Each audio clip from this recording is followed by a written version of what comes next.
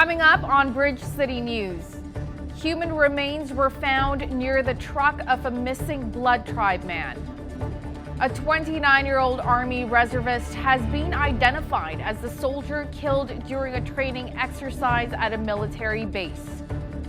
And Alberta Health Services has identified 2 schools in Lethbridge that have individuals who tested positive for COVID-19.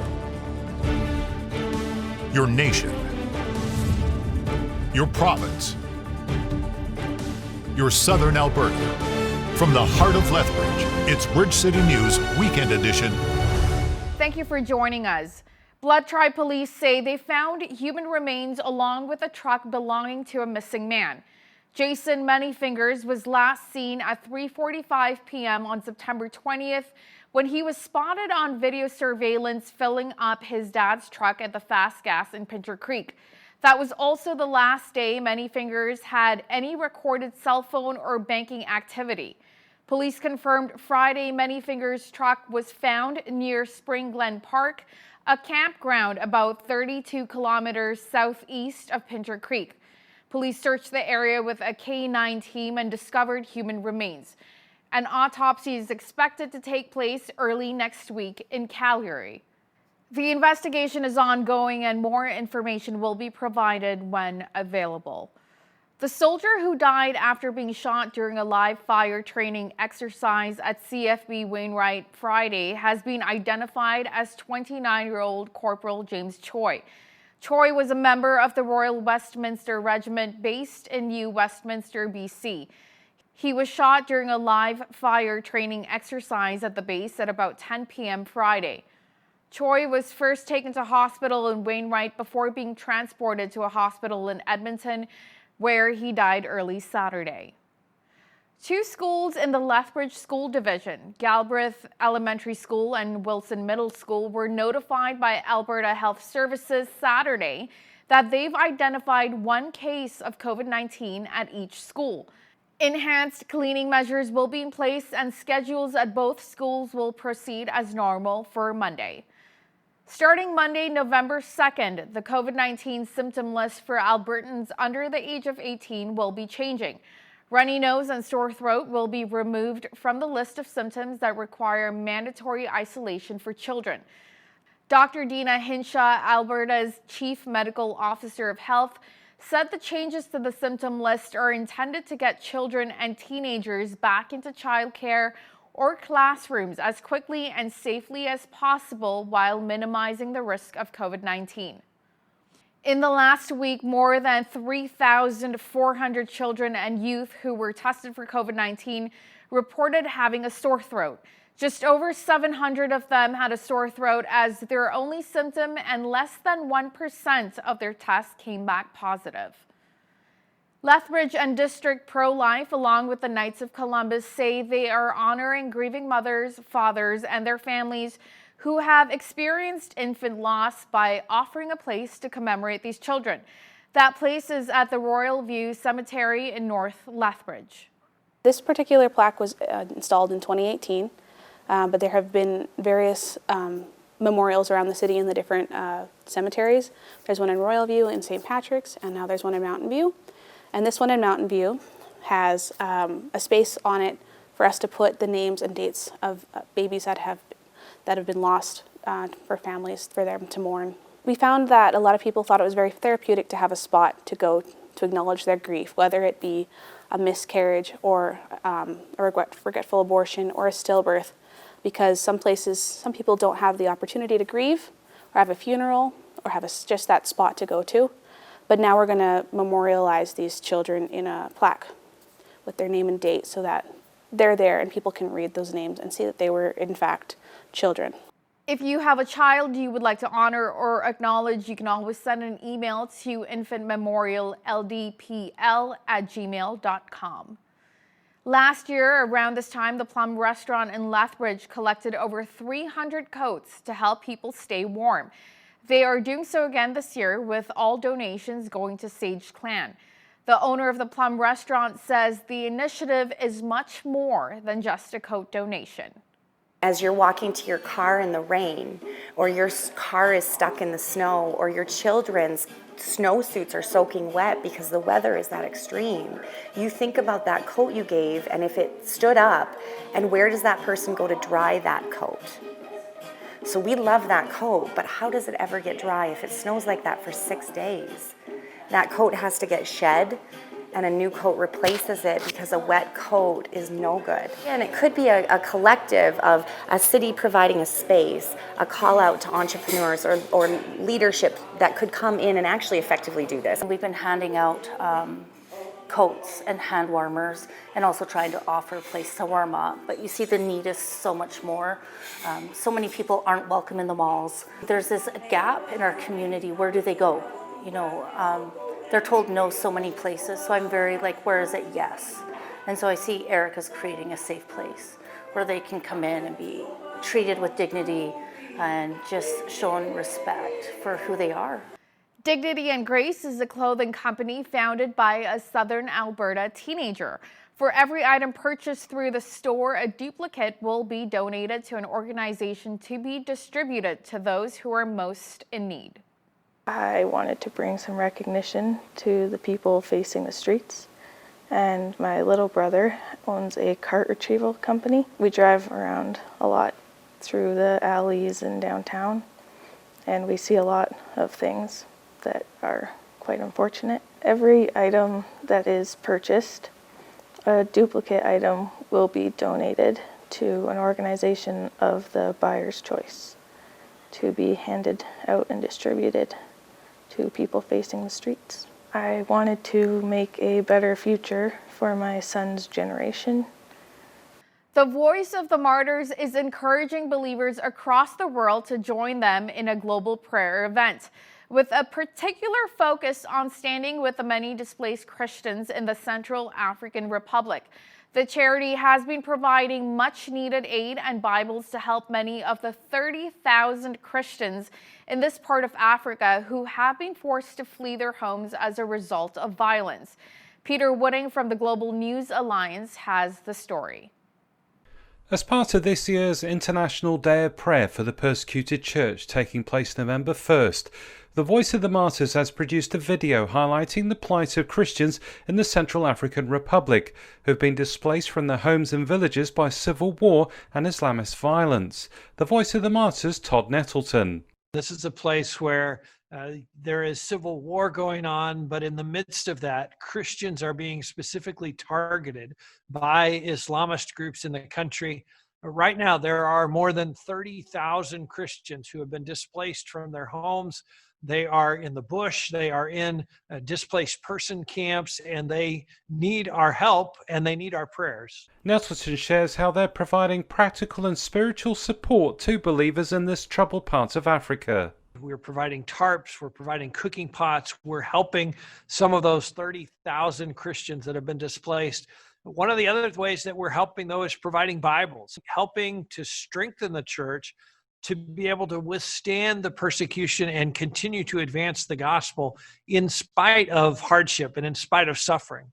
Nettleton concluded by challenging people across the world to stand with the persecuted church throughout the year. Their prayer request is not, pray that we won't suffer anymore, pray that we won't be persecuted. That's not what they're asking us to pray. Instead, they're saying, will you pray that I'll be faithful to Christ in spite of my suffering, in spite of the persecution? So their first request is that we pray for them. That's why there is an International Day of Prayer for persecuted Christians, but it's also why we need to pray throughout the year, because we know persecution happens every day.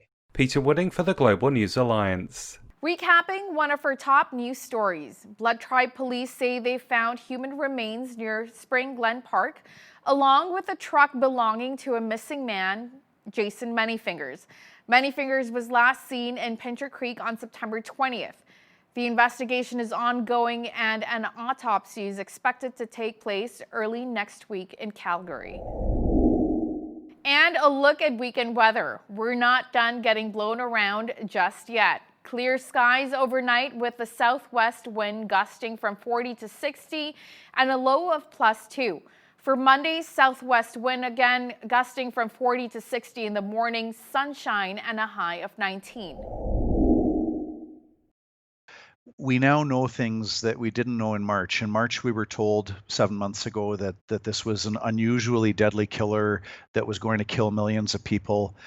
Here we are 7 months later, and the death data that you find on government websites tells us very clearly that the death rate for COVID is within the same range as the annual flu. Here is your Bridge City News community calendar. The Lethbridge Senior Citizens Organization is looking for volunteers to take part in their Drive Happiness program. This program is to help seniors in our community who are facing extreme loneliness due to a lack of accessible transportation. Volunteers will drive clients to their medical appointments, pick up groceries, and take them to important life activities. If you're interested in this opportunity and for more information, call 403-332-4320 or email volunteer@volunteerlethbridge.com. Do you or someone you love struggle with a gambling problem? Is it causing chaos to your life and relationships? Gamblers Anonymous holds weekly meetings on Tuesdays at 7 p.m. and Thursdays at 6 at 408 13th Street North. For more information, call 403-331-0822 or visit albertaga.net. Go back in time and see what it was like to live as a pioneer. Coyote Flats Pioneer Village is a Western heritage museum located 1.5 kilometers south of Pitcher Butte. Walk through the village and see a railway station, post office, fire hall, school, and so much more. The museum is open daily from 9 a.m. to 4:30 p.m. with admission of $10 for adults or $20 per family. Mobility scooters are available to guests by donation. For more information, visit coyoteflats.org. And that's your Bridge City News community calendar. By now, most of us are frustrated with the government COVID-19 restrictions. Many believe they are reasonable in light of the pandemic, but others do believe that there's a fair bit of government overreach with this. Could some of these restrictions even be inadvertently causing deaths? Our guest today joins us from Calgary via Skype. John Carpe is the president of the Justice Center for Constitutional Freedoms. John, welcome to the show today. Glad to be with you, Jeanette. Of course. Now, John, you recently wrote an article for the Post-Millennial in which you address Alberta Premier Kenney's claim that the province's approach has never been to impose a lockdown. There may be more than a few former business owners, though, who might take issue with that claim. Well, I think the tide is turning in terms of support for lockdowns. Obviously, as you mentioned, a lot of people are still very supportive, but I think there's a growing number of people are seeing the harms that the lockdowns are producing, from things like surgeries that are being canceled, people being thrown into unemployment and poverty and despair, people suffering bad health impacts because it was, for months on end, it was illegal to see your chiropractor, physiotherapist, naturopath, podiatrist, massage therapist, dentist. All of this was prohibited. And so I think in Alberta, Premier Kenney is slowly shifting towards an anti-lockdown position, which is all well and good. But then he said on Twitter in October that we've not had lockdowns in Alberta, which is just insane. I mean, we had schools closed, we had businesses shut down, gyms were closed for months on end. Yeah. Charities still cannot have a fundraising dinner with more than 50 people present, and kids are required to wear masks in schools. So we still have lots of lockdown measures in place today. Absolutely. Now, the World Health Organization recently urged world leaders to stop using lockdowns as the primary control method for COVID. Now, they have flip-flopped on this quite a bit, but what are their concerns about how lockdowns affect a lot of populations around the globe? Well, Oxfam released a report some weeks ago saying that over 300 million people in the third world have been forced into unemployment. And for those people, it's not like in Canada where you get a CERB payment and you still have some means of paying for your groceries and food and rent and utilities. But these people they might be living on $5 a day, $10 a day. And so they go out, they work, they earn their $10, and then they spend the $10 to buy food for themselves and their families, and they live from day to day. So it's crushing to have 300 million unemployed people in the third world, and it's going to lead to malnutrition and starvation and it's going to be horrific. And so the World Health Organization, thankfully, is taking note of this after promoting lockdowns for months on end. And now they're saying, oh, well, wait a minute, this is making people who are already very poor, is pushing them over the edge. Ugh, it's just so frustrating. Now, John, do you have any statistics available at this point as to how many individuals in Canada or in other nations have either died or have encountered health problems directly related to the delays in receiving care because of the COVID restrictions? A lot of the specific data is not yet available. I've written to the chief medical officers in all the Canadian provinces, and I've said for the canceled surgeries, which we had over 200,000 surgeries canceled in Canada, all of them medically necessary, many of them urgent for cancer screening, for heart surgery, for all kinds of things. I'm still waiting on information on the breakdown, like how many of those 200,000 were for heart surgery, for hip surgery, for knee surgery, and so on. But we've had some real reported deaths. Jerry Dunham in Alberta, whose pacemaker surgery for a pacemaker for his heart was deemed to be non-essential. He died. Aaron Ogden in Saskatchewan, people in BC whose cancer had spread all over their bodies because they couldn't get a cancer diagnosis in a timely fashion. Yeah. So we're going to get a lot of ugly death statistics coming in, and I think it will show that the lockdowns have killed far more people than any number of lives that may have been saved. Yeah, and not to mention all the mental health issues too that are happening because of it and sort of the subsequent actions taken from there. Now, John, you believe that Alberta should lift current COVID restrictions. Now, do you mean all restrictions or just certain ones? I think all restrictions should be lifted.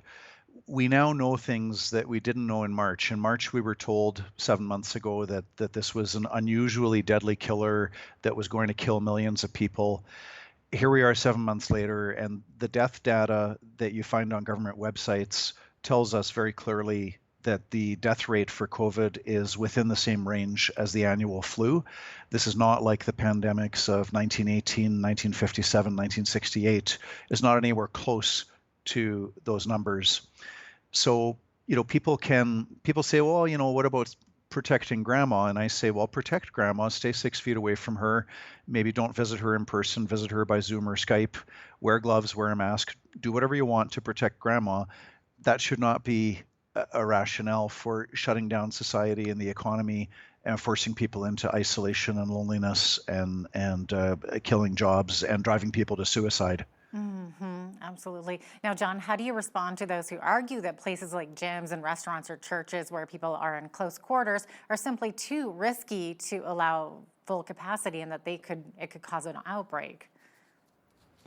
Well, in light of the fact that the COVID deaths are in the same range as the annual flu, the other thing that we've learned since March is that the only people threatened by COVID are people in their 70s and 80s who are already very sick, people in nursing homes, where 4/5 of the deaths in Canada have been in nursing homes, and a very, very, very small number of people under 60 that are immune compromised.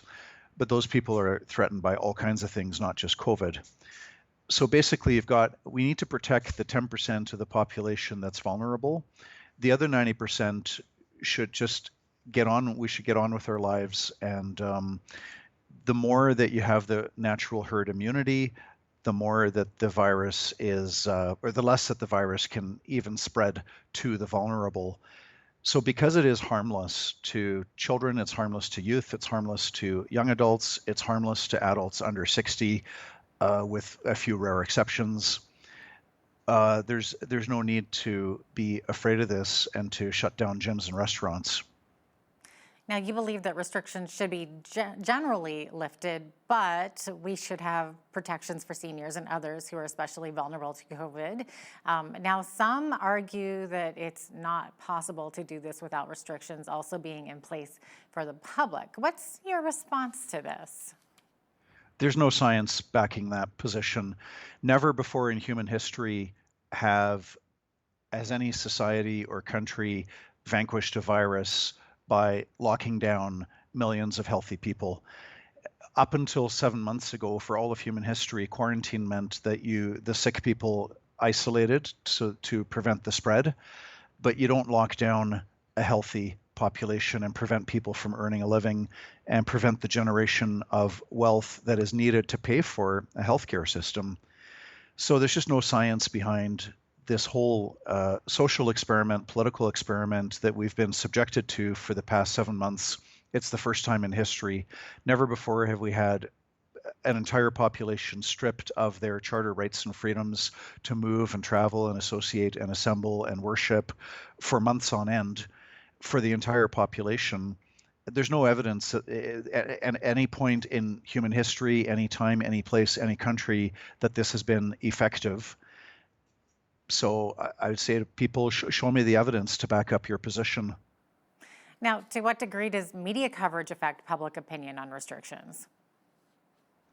It is shameful how the media are twisting the word case, and they talk about, oh, we got 1,000 new cases in Ontario and 2,000 new cases in Quebec and 500 new cases in Alberta, so on and so forth. This is a twisting of language, because usually when you talk about cases, you talk about actual sick people.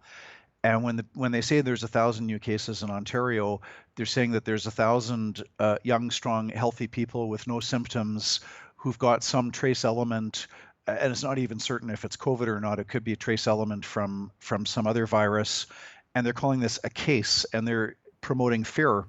What the media should report on is the hospitalizations and deaths. And when you look at those numbers, like in Ontario, for example, in the month of September, the media reported on 10,000 new COVID cases in Ontario, 10,000. What was the number of deaths? 37. Now, of course, it's very tragic that 37 people died, but we have to remember that every month in Ontario, there's 9,500 people that die every month. So we had 37 die from COVID and 9,500 minus 37 dying from other causes. The media are not providing the context, and I think that that's very it's unethical, and it's unprofessional, because you should always put the proper context around what you're saying. So you're saying it's misleading information? Very misleading. The media are keeping the fear high. The media are helping the politicians to prime up the fear. And then when the fear is up high, people will generally consent to having their charter rights and freedoms taken away from them. Interesting. Now, John, what's your view on media hype around the second wave of COVID? I would imagine it's much the same. There isn't a second wave when you look at the deaths. And this is, I always tell people, don't take my word for it. Go to the government websites and look it up. You can go to the Alberta government, Ontario government, United Kingdom, Italy, any website, and you'll see that the COVID deaths peaked in April and May. They went way down in June. They went even further down in July, August, September. And those deaths are still staying at tiny numbers. And again, it's very sad that some people are dying of COVID, but it's also sad we have 285,000 Canadians die every year. All of those deaths are sad, not just the COVID deaths. So there is no second wave of COVID deaths. It is pure hype. It is false. All we've got is a bunch of so-called cases amongst people that are perfectly healthy. Wow. Now, many Canadians believe this fear is justified and that it will help keep us safe. So how do you see the fear around COVID? How will it impact our society if this continues? Well, I think we might be stuck with lockdowns for a long time until people start to fear the harms of the lockdowns. And sadly, here's the thing, when people are afraid, they don't think. And when people are afraid, sadly, they're not going to take 20 minutes to go on to a government website and actually look at this data that is readily available for everybody. But if we don't get rid of these lockdowns, we'll be in a situation where maybe a year from now, when we finally have very clear data that the lockdowns have killed 50,000 Canadians, whereas COVID killed 10,000 Canadians. I hope that we won't have to wait for a year until we have the hard data. It's already obvious how destructive the lockdowns are when you just know about the canceled surgeries and the drug overdoses. We do have data on that. Way more people have died of drug overdoses than of COVID. And the lockdowns are not good for keeping down the rate of drug overdoses, because when you have more unemployment and despair and people socially isolated, you're going to have more deaths from drug overdoses. Oh, wow. Now, some municipalities have put in mandatory mask policies for all businesses and public spaces, Lethbridge included, and including Calgary, where you are. It certainly has caused some contention between those for and against it. And if I understand correctly, you believe this should not be legal for municipalities to put those bylaws in place. That's correct. It's the provincial government does have authority to require people to wear masks, although even that authority has to be exercised based on evidence, not based on speculation and conjecture. In other words, it's not good enough to say, well, masks might help, but you need something a little bit stronger than that.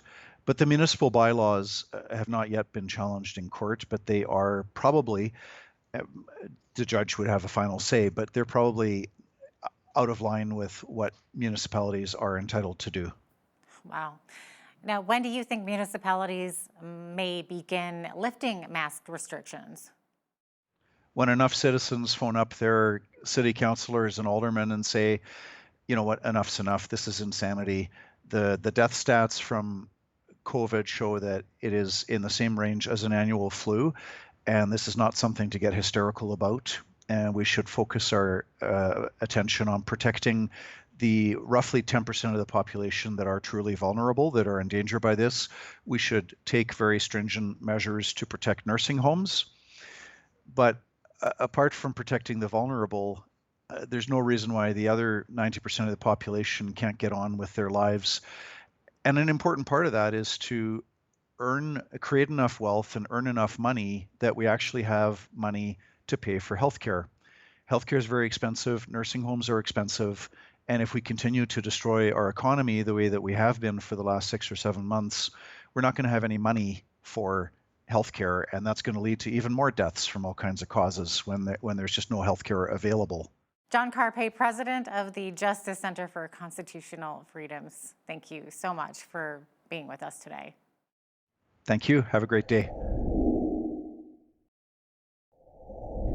Many today seem to be embracing what's called the woke movement, with its race and gender theories and its focus on victims, and it's playing a major role in the upcoming U.S. election.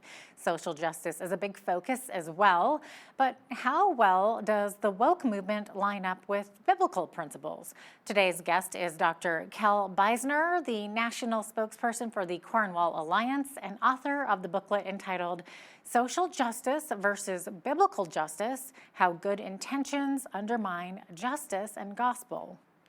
All right, so he joins me now via Skype from Memphis, Tennessee. Kel, welcome to the show. Thank you very much, Jeanette. It's great to be back with you on the show. So, Kel, let's start with this. I'm sure some people have heard of the woke movement, but possibly many have not. What exactly is the woke movement? What does that mean? That's that's a really great question, because I think the woke movement is extremely broad, and it's not really precisely defined. What we might say is that it's sort of the younger generation's continuation of the progressive movement, which has roots clear back into the late 19th century. And what I see in the woke movement is, first of all, a wonderful compassion, a real desire to look at people who are suffering in various different ways, whether it's poverty or disease or prejudice or anything else. And so many young people in the woke movement look at these suffering people and they just respond immediately with a heartfelt desire to be able to help these people. And man, if that's the root of it, you know, it's something to applaud. And I don't just start off with a knee-jerk reaction to it. I very much appreciate that. At the same time, one of my favorite economists, a man named Walter Williams, wrote in his book, The State Against Blacks, in which he examined the actual consequences, not just the intentions, but the actual consequences of lots of American federal government policy intended to help African Americans through the 1960s, 70s, into the 1980s. He wrote the book in the early 80s. What he found was that without exception, every one of those policies, regardless of the good intents, actually harmed African Americans more than it helped them. And so at one point in the book, he said, truly compassionate policy requires dispassionate analysis. I think that's brilliant. And it's what I would love to see grow more and more in the woke movement, a wedding together of compassionate motivation with dispassionate analysis of actual consequences of policy. One of the things that I'm concerned about in the woke movement is that many times folks will think, well, these people are suffering, and I want to see that suffering relieved, and doing that is a matter of justice. Well, sometimes it is a matter of justice, but sometimes instead it's a matter of something quite different. It's a matter of something that we call charity or grace. Our very word charity comes from the Greek word charis, the word for grace in the New Testament. And if we confuse justice and grace, we can wind up with policies that actually harm where we mean to do well. And we can also then really confuse the Christian faith, and what is central to it is the good news of our being saved by grace, not by our own merit through our good works. Mm-hmm. So how could it harm them if they're trying to do good for them? Well, let's take a concrete example out of fairly typical policy. Some folks will look at low wages that very young, early stage workers receive, perhaps in fast food restaurants and things like that, and they'll say, "Look, this is a very low wage. How can this person thrive on that kind of a wage? This ought to be raised." And so now, there are different ways that we could go about raising that wage. One way would be to provide more training for that person so that she's able to earn more. She's able to produce more, and therefore an employer can afford to pay her more and still keep the business running, right? Another way to do that is simply for the employee himself to just simply, go to school, learn more skills, spend more time around the job, learning from people who've been there for a long time. Another way to do that is to ask the government to determine a minimum amount that people in this sort of job must be paid per hour, and we'll call that a minimum wage. And when we go to that, the government doing it, one of the things that we have to remember is that government is, by definition, an entity of force. Every policy that government sets forth, it is prepared to enforce by the threat of fine, the threat of imprisonment, and if you resist that, even the threat of death ultimately. And so we really should be very, very sure that this is something we think is essential to real justice if we want the government to do this. Okay. Now, I think a big aspect of the woke movement is social justice, right? So what role does social justice play in the woke movement exactly? Yeah. Well, it helps to try to get a good handle on just what is meant by social justice. And even that, unfortunately, is kind of difficult. One doesn't find a lot of precise definitions of it. One of the definitions I saw actually at a Canadian government website a number of years ago, and I'm trying to pull this from memory. I actually do quote it in the booklet on social justice versus biblical justice, was basically that social justice seeks to ensure some degree of equality of economic condition, of housing, of healthcare, of education, and so on, among all the people in a society. Right. So equality of outcome maybe is what we could term that. Another, some people will respond to that. Well, but since people have different likes and dislikes, they have different skills, they have different aptitudes, they have different backgrounds. A child who grows up in a home with parents who couldn't care less about reading and education just simply is very unlikely to have the same outcome as a child who grows up in a home with parents who really highly value education and reading.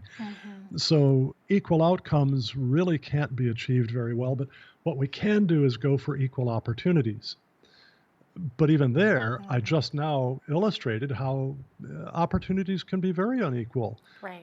If you were born in the last couple of decades, you have all kinds of opportunities for high-tech healthcare that I didn't have, having been born 65 years ago, and so equality even of opportunity is something that we cannot necessarily achieve.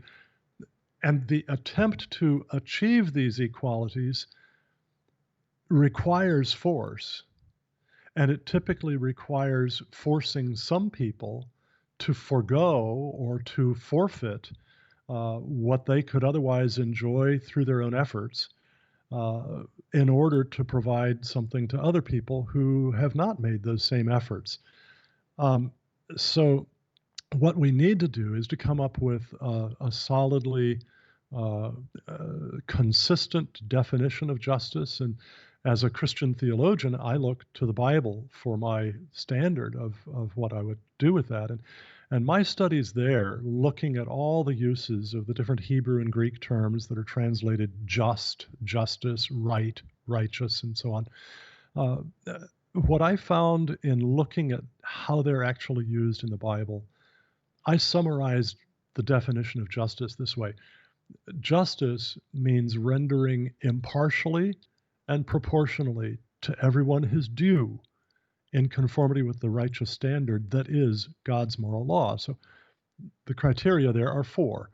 Impartiality, we don't play favorites. There aren't some people to whom the laws don't apply, but they apply to the rest of us. And proportionality, you don't use the same reward for tremendously fine performance, producing an extremely valuable good, that you do for sloppy, lazy performance, producing a good that hardly anybody wants. Also, you don't punish, say, shoplifting the same way you punish murder, right? So there's proportionality of what is due to what people actually perform, what their conduct is. So we look at merit. We look at what someone has earned, either positively or negatively. And the criteria for that we find in the moral law of God as summarized, for example, in the Ten Commandments.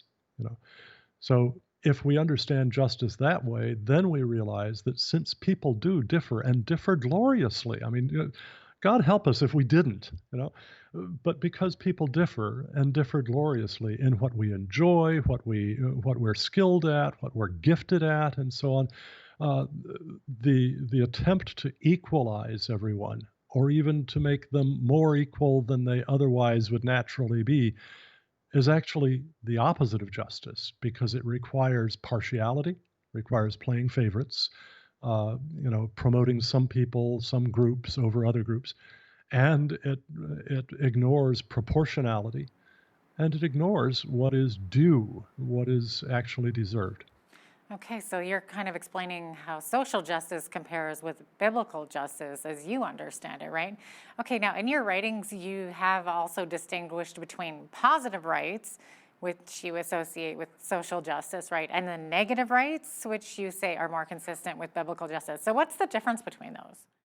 Yeah, it's a very important difference, and unfortunately, of course, the term negative has a negative, a nasty connotation, right? Of course, yeah. And so that's kind of sad. But I distinguish the two this way, and this is a fairly conventional distinction among philosophers of ethics. Negative rights are rights against harm, so that my negative right to be alive, right, is not a right to have everybody else provide for me the air and the water and the food and the clothing and the shelter that I need, right? It is a right against having other people take my life away from me unjustly. And I can actually forfeit that right. If I'm in the midst of attacking somebody else, threatening to kill him, he has a right to use necessary force to prevent that, even to the point of killing me. So I've forfeited that negative right. But fundamentally, a negative right is a right against harm. My right to property is not a right for somebody to provide for me all the books that you see in my background. It is a right for me to expect that nobody who comes into my home is going to just grab some of those books and walk off and steal them. My right to health is not a right for other people to ensure that I get adequate nutrition and proper exercise and so on. It's a right not to have other people assault and batter me, poison me, and so on. So negative rights are rights against harm. Positive rights, supposedly, are rights to particular benefits. And the problem with positive rights is twofold. The first one is, if it's a right to something that other people are supposed to provide, how do we identify which other people? Can we say, that James down the street owes me a wardrobe?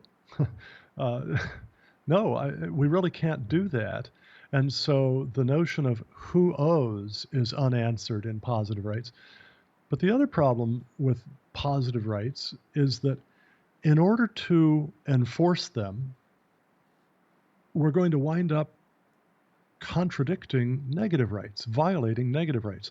If I have a right to property, and if God has ordained the state, the civil government, to enforce justice, then if the state's going to provide property for me, well, it could provide it from my own earnings, in which case it's not made any difference, right? Or it can provide it from the earnings of others. But if it provides it from the earnings of others, then it is violating their negative right against harm, the taking of their property unjustly. Nothing gives me a right to somebody else's property. Right. And so positive rights are inherently self-contradictory, and for that matter, also would change drastically over time. For 10,000 years ago, 4,000 years ago, 200 years ago, I had a right not to have somebody punch me in the nose. You had a right, Jeanette, for nobody to steal your property, right?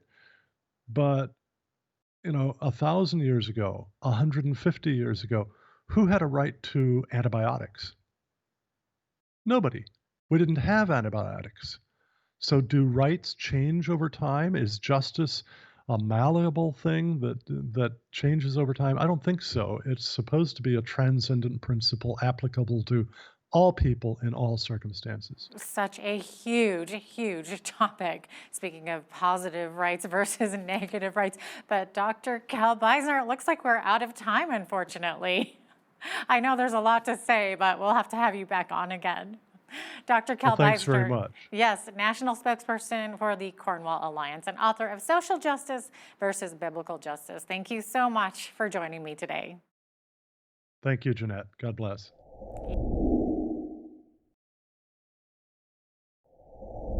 As our scientific abilities continue to advance, it is becoming possible to erase traumatic memories from our brains.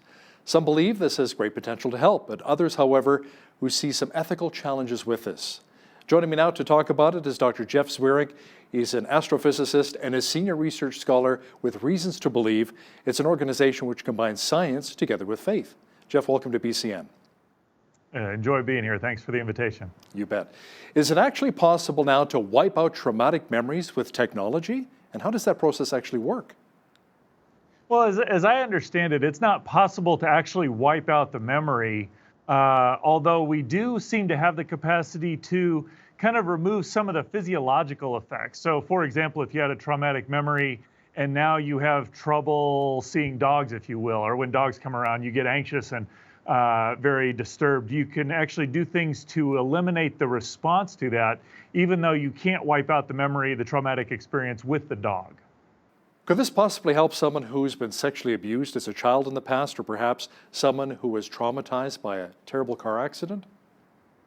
That, I think, is one of the very interesting outcomes of this research, is that it does look like we can actually help people who've been in traumatic experiences, and those traumatic experiences drive a lot of how their body responds to things, that we can actually help them dissociate the traumatic response and to be able to live a more healthy, more functional life that isn't driven by the traumatic experience. Now, we form memories each and every day, Jeff, and I would venture to guess that these memories actually create part of our identity, our personality. So why do we really want to mess with them?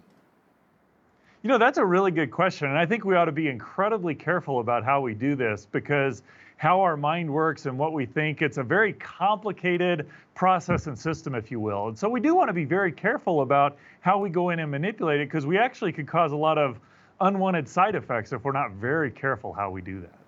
Now, do memories help us decide what is morally right and what's wrong? I think the standard or a moral code helps us decide what's right or wrong, but certainly our memories play into that because, you know, anytime I'm deciding right or wrong, I don't want to go have to look up a book and remember the code. I actually have it in my mind so that I can remember it. And so if we want to make sure that we don't hinder our ability to recall things so that we can make those decisions in the moment rather than having to always go look things up, if you will.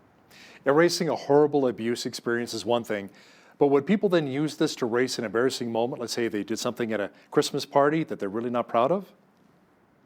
I can't see that wouldn't be done. You know, this seems like a technology that has great potential, but any technology that has great potential for good can also be used for detrimental purposes. And so if you can erase the bad effects of a traumatic experience in the past, you can also erase the inhibitions that would come from having done something embarrassing, so that even though you remember the event, you wouldn't be embarrassed by it, if you will. So what are some of the other potential drawbacks, as you see them, to erasing bad memories? I think there's just a part of this that we need to be careful when we're working with a very complicated system. You know, I do a lot of work on cars and other things, and I can imagine driving my car down the road and you know, something happens and now there's something flapping inside the car and it's making a really annoying noise. And I could just take a very simplistic approach of saying, oh, let's just go remove that bolt and throw it away. It's rattling around. Well, that bolt probably did something else. And so if I don't fix it right, I'm going to cause other problems. And so that's what I see tinkering with memory. We've got to be very careful that we might be able to do something very good to help people that have very traumatic experiences. And I think that would be beneficial. But if we're just kind of tinkering around with people in kind of the ordinary aspects of life, we could very easily introduce some unwanted effects. And those are going to be very hard to predict ahead of time, simply because the human mind is such a complicated piece of equipment. Do our traumatic memories maybe serve us in any way? In other words, do we need negative experiences to really learn from them? It really does seem that. I know a lot of how I behave in a situation is informed by how things have happened in the past. There are things that I just instinctively, it's like my body responds and says, oh, be cautious, be careful here. And so what's happened in the past helps me navigate in the moment of the day, because there's kind of this idea that, well, I'll just kind of think logically and work through everything. And the reality of it is I don't have time to do all that in the moment. And so those past experiences where, hey, this worked well, ooh, this worked poorly, inform me and allow me to make those decisions that I'm confronted with each and every day. And I have to make a decision on the spur of the moment.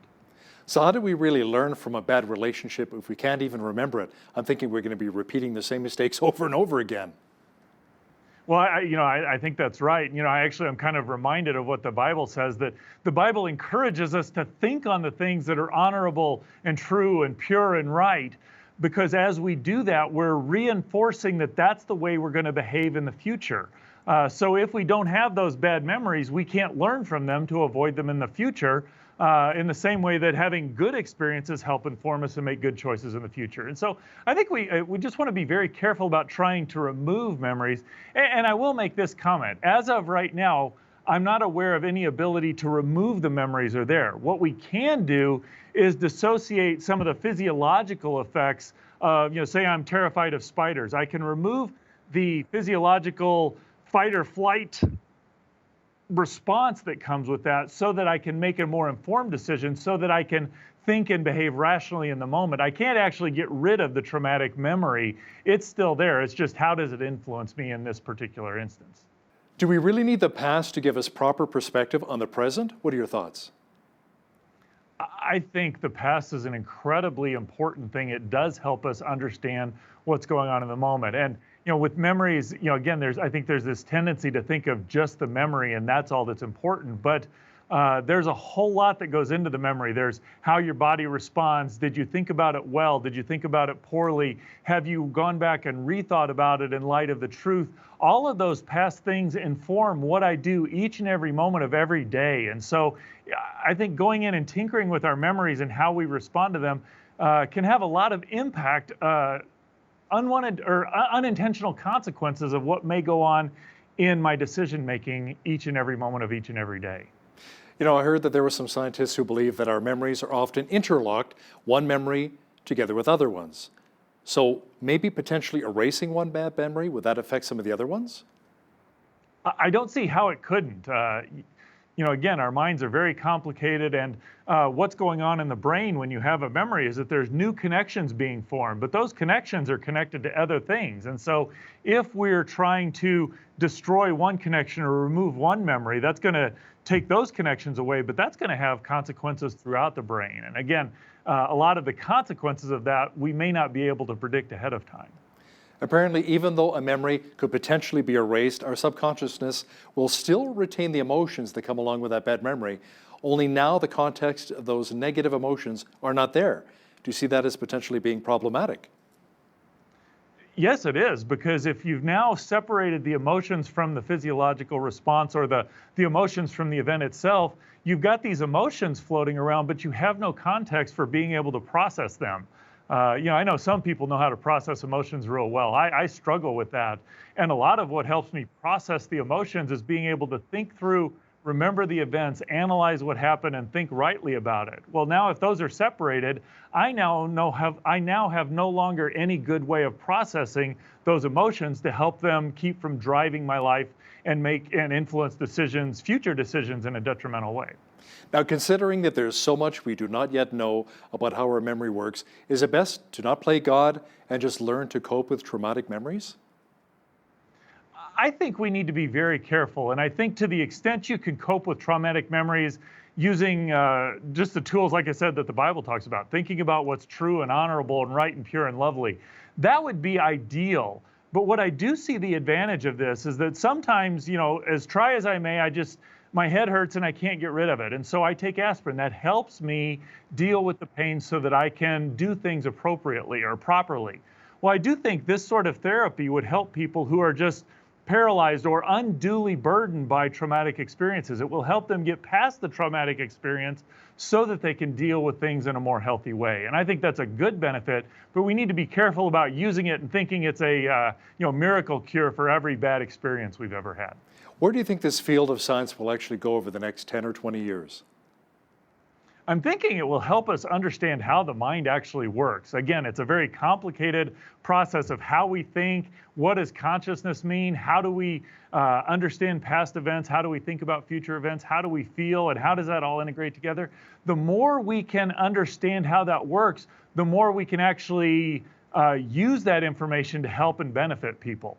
So rather than kind of having it be a black box where I know if I put this little drug in, it does this, the more we understand that process, the better we're going to be able to use it to help people who desperately need the help.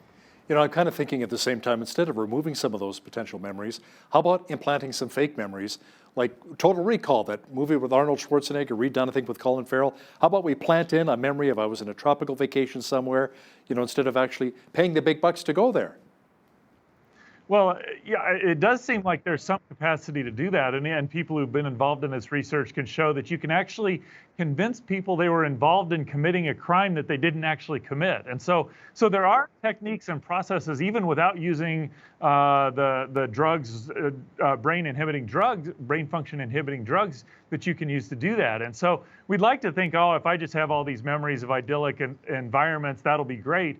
But the reality of it is you've got these memories that aren't connected with what actually happened. And anytime we obscure the way things really work, that often works to our detriment. And so while it may seem like it'd be great and a good time, again, that's almost certainly going to have negative consequences later. Dr. Jeff Zwerig is an astrophysicist and a senior researcher scholar with Reasons to Believe. Thanks for your time today. Thank you. On behalf of all of us here at BCN, I'm Hal Roberts. God bless, and thanks so much for watching.